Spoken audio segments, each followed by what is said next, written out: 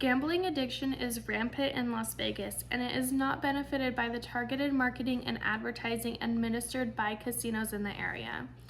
While it is the casino's responsibility to promote responsible gaming, it's important for the local and state governments to step in to create policies and legislations that will help the community affected by gambling addiction.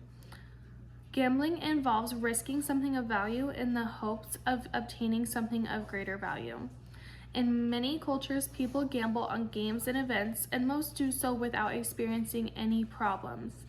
In Nevada, casinos and other locations offer gambling as a harmless form of entertainment and a convenient way for adults to socialize. Social gamblers plan how much time and money they will spend on gambling, and they stick to their plan. For the social gambler, it's all about having fun. On the other end of the spectrum, for nearly 6% of Nevada adults, gambling can become a serious problem that continues long after the fun is gone.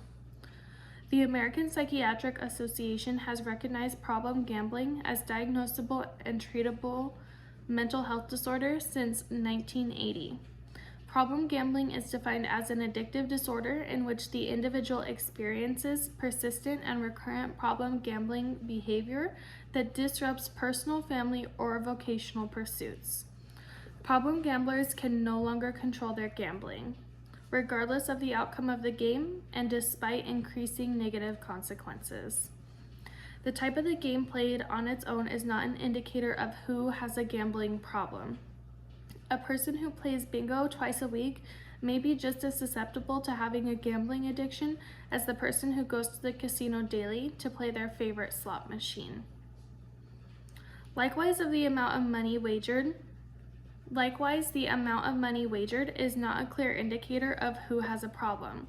Some individuals can wager thousands of dollars per month and not have a problem with gambling, while others may wager much smaller amounts but experience substantial gaming-related difficulties.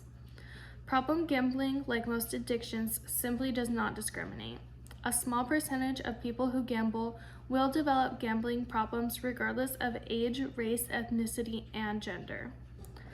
While each institution that conducts gaming activities does need to have a license, I believe that it is important to add limitations to these licenses that include fines if these institutions partake in targeted marketing, a requirement to post a greater number of gambling addiction PSAs, and a great emphasis on safe and responsible gaming in their business plan.